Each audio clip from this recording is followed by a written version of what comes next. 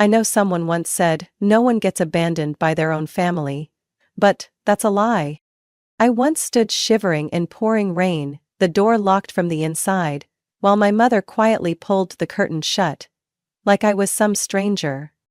I once walked over 5 miles under the 95-degree sun, my shoes worn thin and my feet bleeding, just because I missed the bus.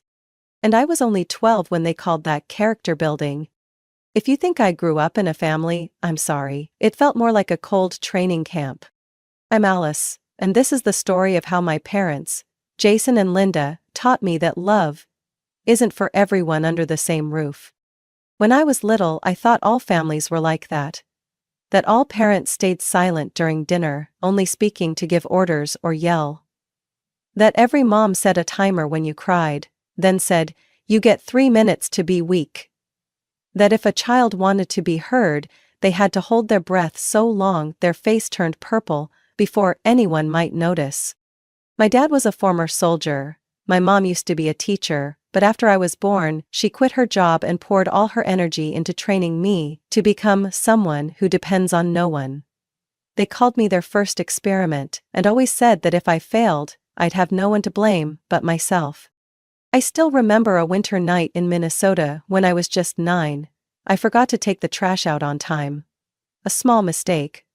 Or so I thought. But not my dad. He quietly opened the back door, dragged me outside by hand and said, "Stand here until you understand the value of responsibility." Then he closed the door, no coat, no shoes. It was around 34 degrees Fahrenheit. I trembled, my hands and feet numb, but the only thing I dared to do was stay silent. I stood there for nearly an hour, and when my mother finally opened the door, she just said, "Hopefully next time, you'll think twice before being useless." When I was 11, I overslept and missed the school bus. My mom refused to drive me, and my dad sneered. "You made the mistake, you deal with it." So I walked from home to school, 6 miles. I carried a backpack weighing nearly 20 pounds, my feet blistered, my back soaked in sweat. When I finally got to class, nearly 2 hours late, the teacher called my mom. She simply replied, "She needs to learn not to be dependent," and hung up. When I told my friends, they thought I was lying or being dramatic. Some even said, "Your parents are just strict." But it wasn't strict, it was cold. It was the way they trained me, like I was a survival machine. Emotionless, unloved. Every day at home was a silent war. I had to learn how to read moods from every frown on my mom's face, every raised eyebrow from my dad. Anything could be an excuse for a lesson. Forgetting to fold a blanket, spilling milk, laughing too loud, asking a question at the wrong time. I used to dream they'd one day hug me and say, "We're sorry, Alice, you didn't deserve this." But that never happened.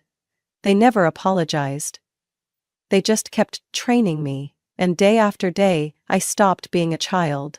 I became a training project, a doll with a calm face even when screaming inside. I thought I was used to it all. But I was wrong. Because the final lesson they gave me when I was 15, it wasn't like anything before. And it changed my life, I'll never forget that day. The Florida sun was burning like it wanted to melt the world, and the smell of hot plastic from the car seat is still etched in my memory like an unhealed scar. I was sitting in the back seat, headphones in, half dizzy from the heat, while Jason and Linda, my parents, argued about something completely meaningless. Like always, I didn't care. They only spoke when giving orders or criticizing. The rest was just background noise, loud and repetitive. The trip to visit my cousin in Tallahassee ended with a silent dinner and a snide remark from my mom. I don't know why she didn't pick up any grace from the other side of the family. I didn't respond. I was used to being the perpetual disappointment. The car stopped in a small town called Crestview, near an old train station. Paint peeled off the rooftops, faded signs barely visible under the harsh sun. Jason turned around, his eyes empty. "Go get me a soda." I took off my headphones. "What?" Linda turned, her lips curled into a crooked smile.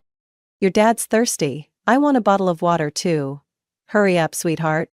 I looked at them, a twinge of doubt pricking at my chest, but still opened the door and stepped out. Heat blasted my face like an open oven. I walked across the cracked platform, pulled out the last $10 bill from my pocket, and fed it into a vending machine that groaned like it was dying. I grabbed the soda and water and turned back, and the car was gone. No cars parked nearby, just a wide, sun-scorched lot. No vehicle, no people. No sound, except for the cicadas crying like grief.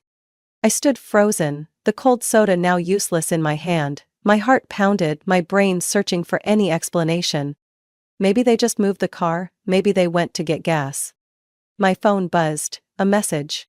I opened it, and only read 4 lines before my whole body went cold, despite the blazing heat.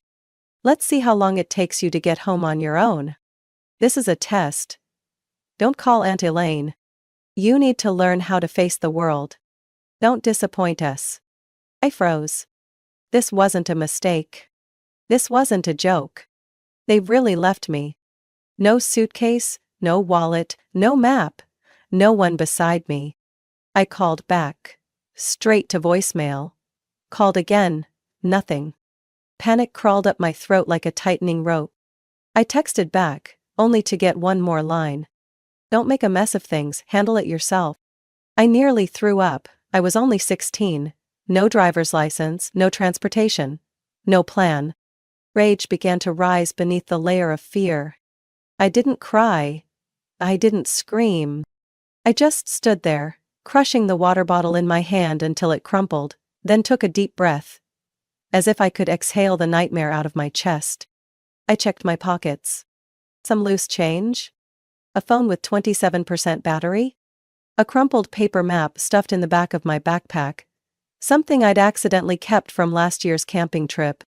I walked into the station where only one old man sat behind the counter looking half asleep. Is there a bus station nearby? I asked. My voice cracked with a lump in my throat.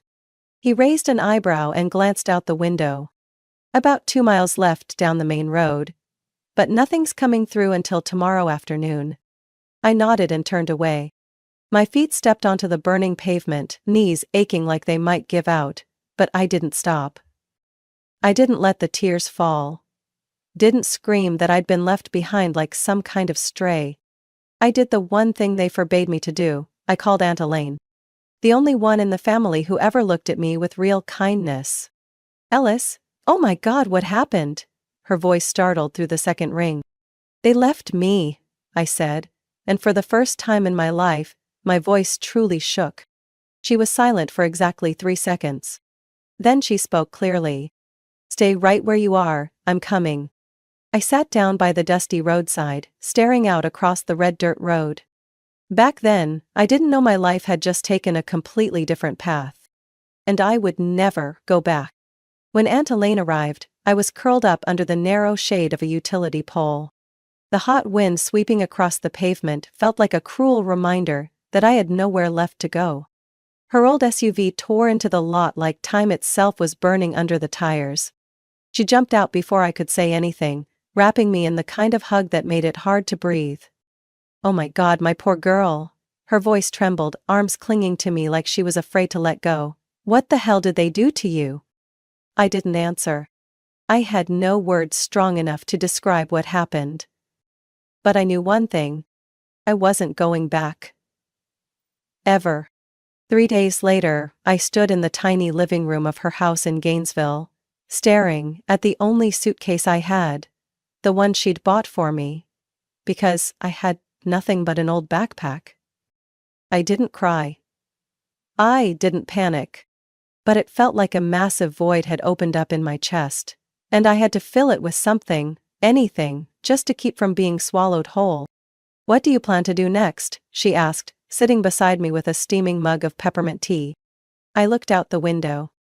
The sky was overcast, but no rain. Just like me, gray, but not breaking. You know I'm not going back, right? She nodded. I'm not going to push you to do anything. But if you stay here, you'll have to start from scratch.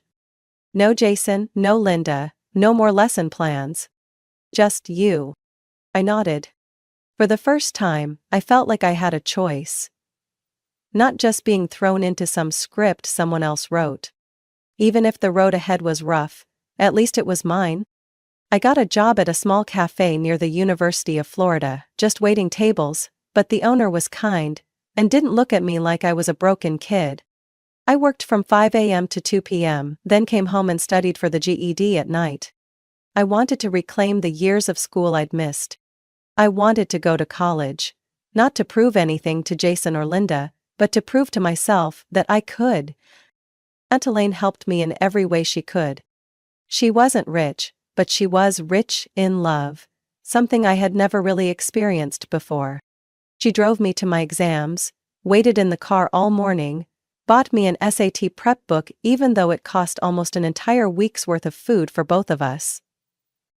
A year later I got accepted into the University of Central Florida with a partial scholarship. The day I received the acceptance letter, I stood frozen for almost 5 minutes. "You're about to have a new life, Alice," Aunt said, taking my hand. "And this time, you get to write it." 4 years later, I graduated with honors in urban development. When I walked up to receive my diploma, I didn't hear the applause. I only heard the voice in my head, the voice of a 16-year-old girl standing silently under the cracked roof of a train station, hands trembling from being abandoned. And I whispered to myself, "You did it, Alice. You survived." Right after graduation, I worked for a small real estate firm in Jacksonville. I started with the jobs no one wanted, cleaning model homes, checking building permits, cold calling skeptical clients. But I learned fast. I watched everything, how people built trust and how they shattered it in a single meeting. 3 years later I started my own thing. I took out a small loan from a local bank, combined it with the savings from years of side jobs and investments, and founded Alder Urban Living. A simple name, carrying no trace of the family I came from. I wanted a complete restart. The beginning was rough. At one point I had only $93 left in my account, and a project that got cancelled at the last minute. But I held on. I learned how to negotiate, how to calculate risk, how to turn an abandoned lot into a modern housing block for young families. Little by little, Aldera stopped being a stranger's name. I hired employees. I rehired a lawyer who once rejected me in my first year. I bought back the old office building that my first company used to own, just to remind myself that nothing is permanent, not even the lowest starting point.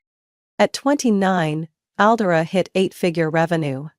I stood on the 12th floor balcony of our office, looking out over the Orlando skyline, and I smiled. I had once been left behind at a train station, unwanted. Now, hundreds of people called me boss. And I never forgot that feeling of being discarded, because it's the reason I never stopped moving forward. But I also knew, the past never really dies. It only sleeps, waiting for a knock at the door. And on a summer day, that knock came. It was the past. And it came to collect me. 20 years after the day they left me like damaged goods, I stood in the glass-walled office of my downtown Orlando headquarters, 17th floor of the building bearing the name Aldera HQ, looking down at the busy streets below. Everything I had, every brick, every contract, every dream, was built from a pain I never chose. But I survived. I lived well. And I thought the past had rotted away forever in the shadows behind me. Until my phone rang. A name I hadn't seen in 2 decades appeared on the screen. Vivian. I let it ring until it stopped. Then it rang again.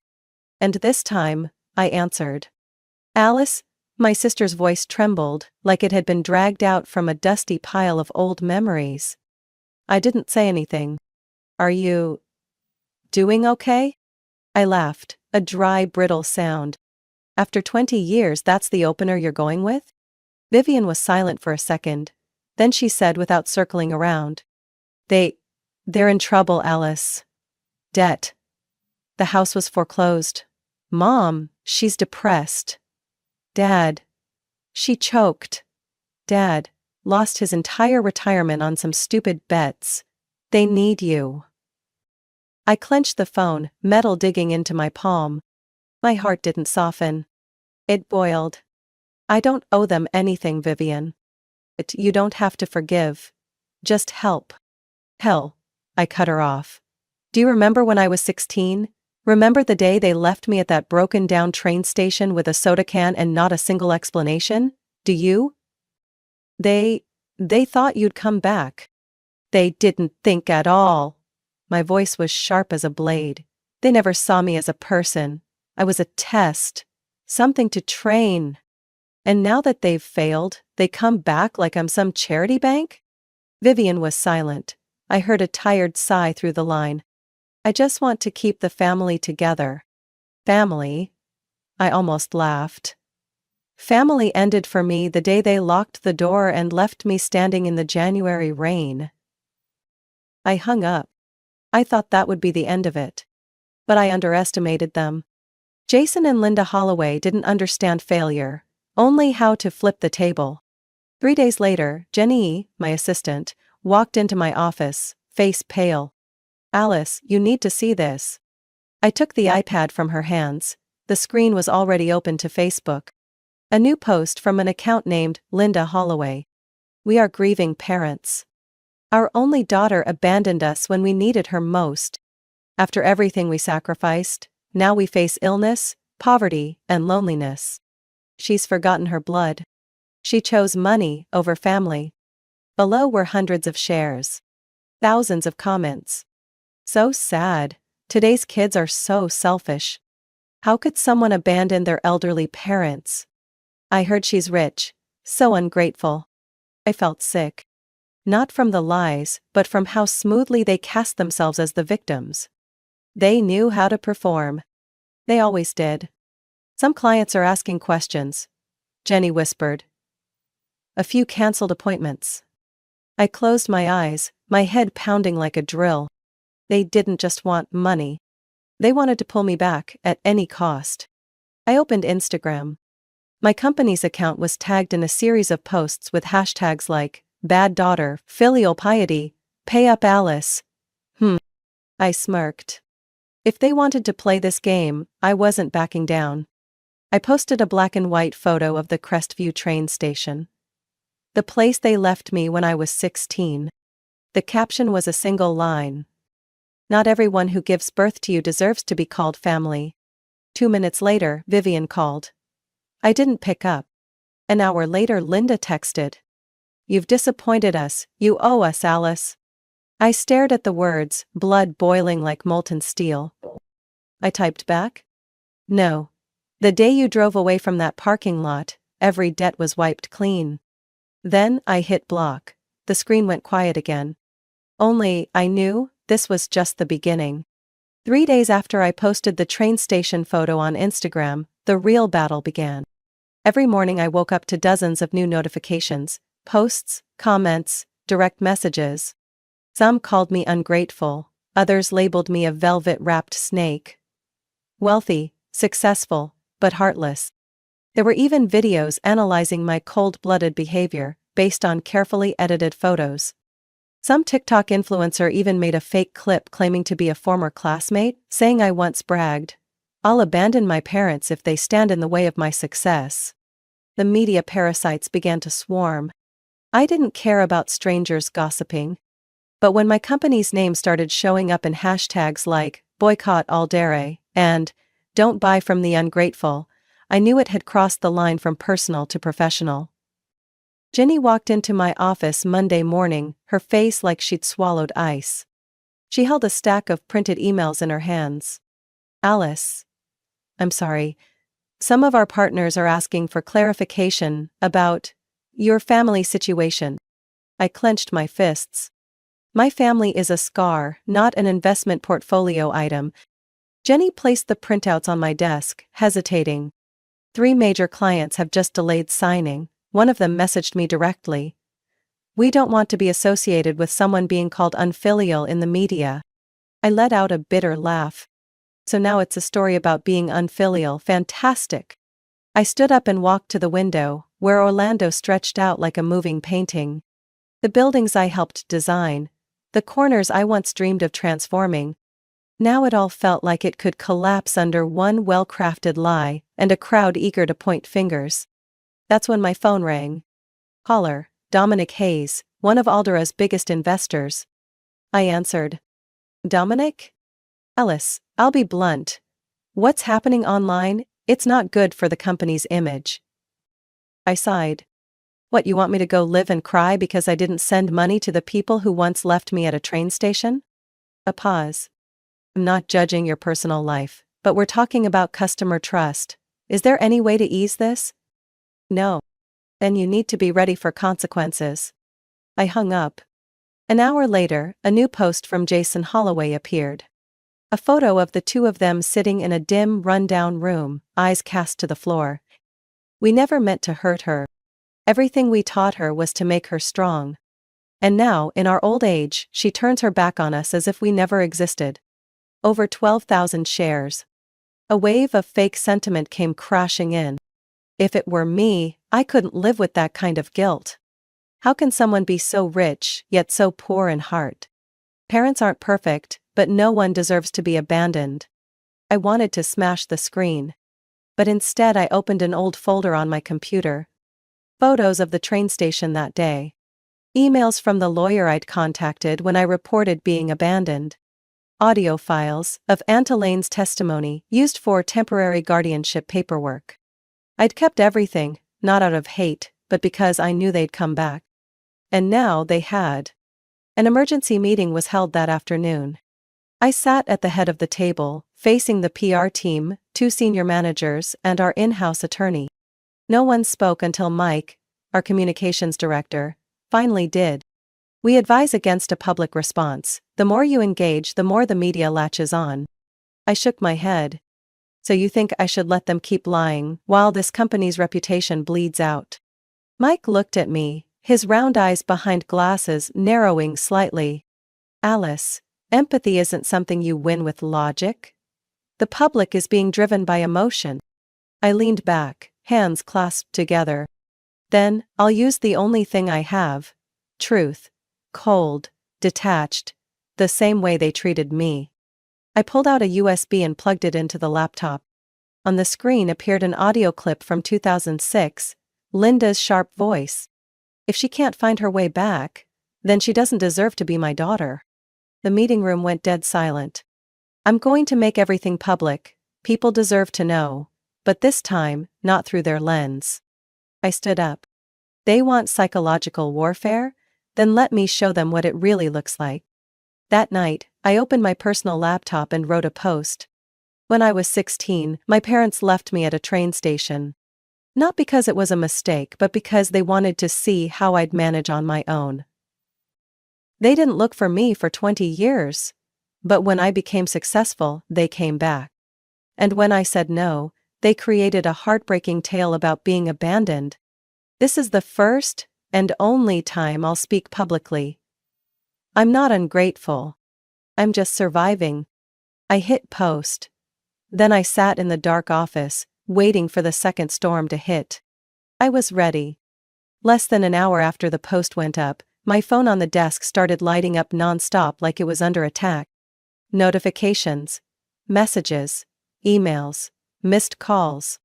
I sat still in the dark office, lit only by the glow of the laptop screen, like a spotlight aimed straight at someone who just stepped out from backstage. The post wasn't a slap, it was a dissection, cold and precise. Every sentence cut straight through the fake narrative Jason and Linda had spent so long crafting. I attached screenshots of old messages. The one from the day they left me at the train station. Handle it yourself, this is a maturity lesson. I posted the audio recording of my mother scoffing while talking on the phone, her voice clear. I don't need to raise her anymore, let the world teach her. I included the scanned file of my temporary guardianship documents. When Aunt Elaine took me in while my biological parents ignored my calls in the middle of a stormy night. I didn't curse. I didn't beg. I didn't use clickbait words. I just laid out the truth, raw and unapologetic. And the public began to shift. The first comment that made me stop came from a woman named Michelle. I believed her parents' post, I'm a mother too, But after reading what you shared, I'm horrified. No one deserves to be treated like that. Then came others. I was left at a supermarket when I was 10. Just because my mom was mad. I know that feeling. If you survived that kind of upbringing, you're the strongest person I've ever seen. You're not ungrateful. You're living proof of surviving emotional abuse. By noon the next day, my post had over 3 million views. News sites started picking it up. CEO claps back with brutal truth. The truth behind the ungrateful daughter story that broke the internet. The woman who exposed her toxic parents and got the whole community behind her. I walked into the office the next morning like someone returning from war. And I wasn't walking alone. The employees who once stayed silent out of caution now greeted me with looks of quiet respect. Mike, the communications director, nodded slightly. I was wrong, your response, perfect timing. I looked around the meeting room. The same room where they had advised me to stay quiet, to endure, to wait for the storm to pass. They wanted to make me the villain in my own story, I said. Now they've lost control of the narrative. That night Jason and Linda responded with another video, but this time, it all unraveled fast. They sat in the living room, Jason pretending to sob while Linda repeated a line like she had memorized it. We just wanted our daughter to understand that we sacrificed so much. But the clip, barely 2 minutes long, was dissected frame by internet users. Inconsistent facial expressions. Fake tears. Newly installed living room lights, proving they weren't nearly as poor as they claimed. The comments were no longer sympathetic. They were furious. Shameful. Using their own child to fish for pity. Not every parent deserves forgiveness. I used to hate Alice, now I just want to hug her. On Friday morning, Dominic Hayes called again. His tone was completely different. I want to apologize, Alice. I didn't believe you from the beginning. You don't need to apologize, I replied, cold as ice. But from now on, remember. Silence is also choosing a side. I hung up. I sat back in my chair and closed my eyes. 15 years of building trust with the world, and a single lie almost burned it all down. But I held firm. And this time, no one could rewrite the truth. 3 days later, a reporter from The Atlantic sent me an interview request. The topic: the journey of an abandoned child and her public stand against emotional abuse in the family. I took a few seconds to think. Then I typed back. I'm ready. But this time we tell the story the right way. No tears, no sugarcoating. Just the truth. I hit send, and for the first time in years, I felt a weight lift off my shoulders. No more fear. No more inner conflict. I had reclaimed my voice. Less than an hour after my post went live, my phone on the desk lit up like it was under siege. Notifications. Messages. Emails. Missed calls. I sat motionless in the dark office, lit only by the glow of the laptop screen. Like a spotlight shining down on someone who had just stepped out from backstage. The post wasn't a slap. It was a cold dissection. Every sentence was a precise incision into the fake narrative Jason and Linda had so carefully constructed. I attached screenshots of old messages, the one from the day they left me at the station. Handle it yourself, this is a life lesson. I posted the audio recording of my mother sneering as she spoke on the phone with someone. Her voice clear. I don't need to raise her anymore, let life teach her. I included the scanned temporary guardianship papers from when Aunt Elaine took me in, while my biological parents refused to answer my calls during a stormy night. I didn't curse. I didn't beg. I didn't use sensational language. I just presented the truth, bare and unapologetic. And public opinion began to shift. The first comment that made me pause came from a woman named Michelle P. I believed her parents' posts. I'm a mother too. But after reading what you shared, I'm horrified. No one deserves to be treated that way. Then came more. I was left behind at a grocery store when I was 10, just because my mom was mad. I know how that feels. If you survived that kind of parenting, you're the strongest person I've ever seen. You're not ungrateful, you're living proof of surviving emotional abuse. By noon the next day, my post had over 3 million views. News outlets began picking it up. CEO fights back with powerful truth. The reality behind the ungrateful daughter viral story. The woman who exposed her toxic parents and gained a movement of support. I walked into the office the next morning like someone returning from battle. And I wasn't walking alone. The employees who once stayed silent out of fear now greeted me with respectful eyes. Mike, the communications director, gave me a small nod. I was wrong, the way you fought back, it was perfect timing. I looked around the conference room. The same place where, just yesterday, they advised me to stay silent, be patient, and wait for the storm to pass. They once tried to make me the villain in my own story, I said. Now they no longer control the narrative. That night, Jason and Linda responded with another video, but this time, it all unraveled quickly. They sat in the living room, Jason faking sobs while Linda repeated a line like she'd memorized it. We just wanted our daughter to understand how much we sacrificed. But the clip, barely 2 minutes long, was dissected by the internet, frame by frame. Inconsistent expressions.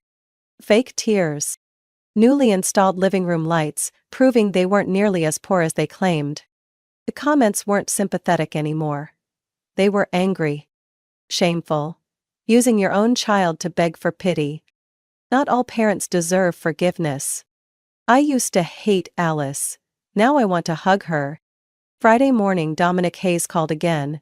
His voice was completely different. I want to apologize, Alice. I didn't believe you from the start. You don't need to apologize, I answered coldly. But from now on, remember, silence is also taking a side. I hung up. I sat back down and closed my eyes. 15 years of building trust with the world, and one lie, almost burned it all down. But I held my ground. And this time, no one could rewrite the truth. 3 days later, a journalist from The Atlantic sent me an interview request. Topic: The journey of an abandoned child and the public stand against emotional abuse in the family. I paused for a few seconds. Then I typed, I'm ready. But this time, we tell the story the right way. No tears, no sugarcoating. Just the truth. I hit send, and for the first time in years, I felt something lift off my shoulders. No more fear. No more guilt. I had taken back my voice. I was reviewing the final design plans for the Riverstone residential project when Jenny pushed the door open, holding a thick, cream-colored envelope, sealed with the stamp of an express courier. Alice, this came for you, priority delivery.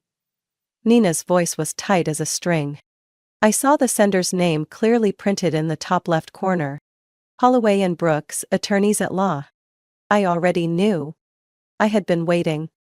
I opened the envelope with deliberate slowness, as if I could delay whatever was about to appear. The first page embossed my name, Alice Holloway, at the top, followed by a bold, cold, shameless heading. Official Notice of Lawsuit. Based on the Filial Responsibility Law Section 7, Clause 11 of the Pennsylvania Civil Code. I froze. I had never felt so disgusted by a legal document in my life. My parents were suing me. Suing me, the daughter they abandoned at a train station when I was 16, the person they hadn't contacted for 2 decades. For failing to provide financial support in their old age. I exhaled slowly, the rage rising quietly in my chest like a fire smoldering beneath ash. Jenny, call David, now. I need to see him within 30 minutes. David Rhodes, my lead attorney, sat across from me, the copy of the lawsuit spread out in front of him like a rotten joke. Legally speaking, Alice, Florida doesn't have a strict filial responsibility statute, but if they filed for temporary residence in Pennsylvania or pushed this at the federal level, it could be messy. I folded my arms, eyes fixed on the page. Messy? They're trying to use the law to chain me to people who threw me away like garbage. They don't want money, they want control. David nodded slowly. They think you'll be scared. Afraid of litigation, afraid of the media, afraid of the shame. And if you pay, Just once. They'll have their hands around your neck forever. I smirked. Then they picked the wrong person. That night, my phone rang. An unknown number. I answered. Linda's voice came through, sweet as syrup but laced with venom. Alice, I just want to have a calm conversation. If you agree to support us financially, we can avoid unnecessary trouble. I cut her off, every word sharp as a blade. No. Do you have any idea how much we're suffering? Her voice suddenly rose. We're losing our home, our insurance, our... Lost your dignity a long time ago, I growled. And now you want to play the good parent? Linda went silent for exactly 2 seconds. Then her tone shifted. If you fight this lawsuit, we'll take everything to the press. You really want your image tied to a filial piety case, don't you? I laughed. A cold, piercing sound that made her go quiet on the other end. Go public. Share it all.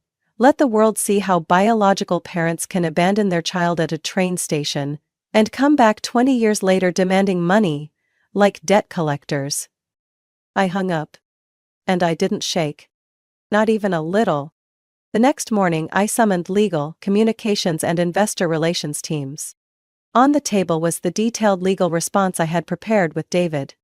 Alice Holloway denies any financial obligation under the Filial Responsibility Statute, due to complete absence of care or support from the parents, over more than 2 decades.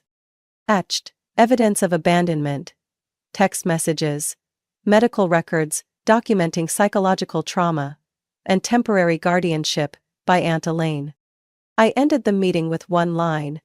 They chose to fight with the law, then I'll show them what it looks like to fight with justice. That night, I posted my next statement, attaching the lawsuit. They left me when I was 16, no contact, no help, not a dime of support. Now they're suing me, for money, for power, for reputation. I'm not writing this to complain. I'm writing this as a warning.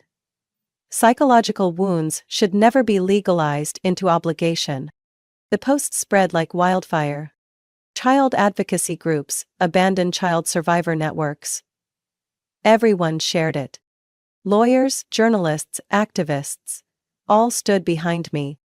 A new hashtag emerged. In01, trending nationwide. 3 days later, David messaged me.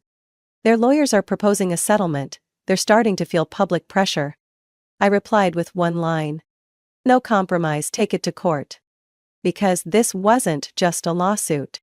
It was the first time I was seeking justice for that 16-year-old girl from years ago. Monday, 9 a.m. I was in a meeting with the new project team when Jenny knocked rapidly. She peeked in, pale-faced, voice trembling. Alice, you need to come downstairs, right now, something's happening. I frowned. What is it? They hear, Jason and Linda. They're causing a scene in the lobby, and there are reporters. I stood up instantly, heart pounding, not from fear, but from rage rising like lava in my chest. I clenched my fists, nodded at Jenny. Call security. But don't do anything until I get there. When the elevator doors opened, I could already hear their familiar fake sobbing, echoing through the main lobby of Aldera HQ. Linda, dressed in an overly flashy floral dress, was sitting on the floor, clutching a tissue to wipe away non-existent tears. Jason stood beside her, his face flushed red, pointing fingers at my staff, yelling non-stop. We just want to talk to our daughter. Are we not allowed to see our own child? Is this America or a prison camp? Around them, my employees were whispering, some were recording on their phones. A local CNN reporter was already there, camera poised. I walked forward, the sound of my heels echoing sharply across the marble floor, slicing through the chaos like a knife. Jason spotted me first. His eyes lit up, as if he'd just found the spark he needed to fuel his performance. Alice, finally decided to come face your own flesh and blood? He growled. Ignoring us, does that make you feel proud now? I stopped in front of them, standing tall, gaze cold as steel. I didn't answer immediately. I looked around at the faces watching, the cameras rolling, and even the people who once doubted me. Then I turned back, looking directly at the two people who used to call themselves my parents. Ooh, you're not my parents anymore. Not because I turned away, but because you chose that 20 years ago, when you left me like garbage next to a vending machine. Linda began to wail louder, clutching her chest. What are you saying, Alice? We're blood. I gave birth to you. How can you be this cruel? I didn't blink. Blood. Blood that made their daughter walk 6 miles under the summer sun because she missed the bus? Blood that locked her outside in a thunderstorm? Blood that spread lies and sent social media to attack her just because she refused to give you money? Jason snapped. You think money made you a person? You've forgotten who you are. Everything you have is because we raised you. I laughed, a sharp, contemptuous sound that echoed through the lobby like a slap. Raised me? You left me when I was 16. The one who raised me was Aunt Elaine, and me, working 3 jobs, sleeping in smelly dorms, living on instant noodles. You didn't raise me, you starved me. Body and soul. Linda sobbed harder, glancing quickly toward the camera as if waiting for a close-up. Then she shakily stood up, reaching out to touch my arm. Sweetheart, I know, sometimes we were too strict, but now we just need a chance. Just a little help, then things will get better. I stepped back, my voice firm as stone. I don't help people who abandon me. I don't fund those who exploit my past for pity. And I don't forgive lies. I turned to security. Remove them from the building. If they come back, call the police. Jason lunged forward, shouting. You'll regret this, Alice. We made you. You're my flesh and blood. I didn't turn. Didn't flinch. I walked straight toward the elevator, my footsteps steady, like the heartbeat of someone who had just cut out the final tumor from their life. As the doors closed, I saw Linda struggling, yanking at the guard's arm, her tears still refusing to fall. Jason was still shouting something I no longer cared to hear. The doors shut, all the noise behind me vanished. And for the first time, I felt like I had locked the past away. For good. The lawsuit lasted nearly 4 months. 4 months of every document, every memory, every old wound being dragged into the light. But then justice spoke, blunt, cold, and final. The court ruled, Alice Holloway has no financial obligation to Jason and Linda Holloway. No support, no responsibility, no legal ties whatsoever. I sat silently in the courtroom, hands clasped, no shaking, no tears. I just breathed. One deep breath. Like I had just swum to the surface, after 20 years of being drowned. The following week, headlines exploded across the media. Titles competed for drama. Parents sue daughter for refusing support, bitter defeat. Manufactured victimhood. When parents fake it for sympathy. Alice Holloway, a symbol of survival from emotional abuse. Aldera's reputation rebounded quickly. Clients returned in waves. Investors called to apologize. Even charitable organizations invited me to speak at conferences on family boundaries and personal autonomy. And Jason and Linda? They lost their home. Lost their image. Lost the sympathy they once exploited with crocodile tears. I didn't celebrate. I didn't gloat. I just felt quiet. One Saturday morning while watering my balcony plants at my high-rise apartment in downtown Orlando, my phone rang. Once again a familiar name appeared. Vivian. I hesitated for a second. Then I picked up. Alice? I'm sorry. Her voice was hoarse, choked like someone who had cried too much. I stayed silent, letting her continue. They've really lost everything. The house was taken by the bank. Dad, drinks all day now, slumped outside a cheap motel room. Mom just lies in bed, not saying a word. They have no one left. They still have you, I said calmly. Vivian's voice broke. But I don't have the strength. No money, no means. Alice, if you could, just a little help. A small room, some living expenses. I took a deep breath. Vivian, I don't hate you. I don't even hate them. But I can't do to myself what they once did to me. Abandon myself to save someone else. But they're still our parents, no matter what. No, I cut in, for the first time speaking with complete clarity. They were my parents. But they gave up that role long ago. I can't rescue a ship that steered itself into the rocks and then blame myself for not jumping into the sea. Vivian didn't respond. Only the sound of wind slipping through the phone, like a quiet sigh. I'm sorry, but I've chosen to keep my boundary, and I won't break it again. I hung up. My heart didn't feel light. It didn't feel heavy either, it just felt real. The next day, I drove out of the city, down quiet country roads, toward Gainesville. The only place I was ever called someone's girl. The place where I could sleep peacefully, without fear of being woken in the middle of the night for a character lesson. I arrived at Aunt Elaine's house in the late afternoon. She was sitting under the porch, eyes half closed, a mug of herbal tea on the old wooden table. Alice. She opened her eyes and smiled, warm as sunlight. I walked up, knelt beside her, and hugged her thin arm. I'm home, Auntie. I knew you'd come back eventually, she gently stroked my hair. Because in the end, we all returned to where we were once loved.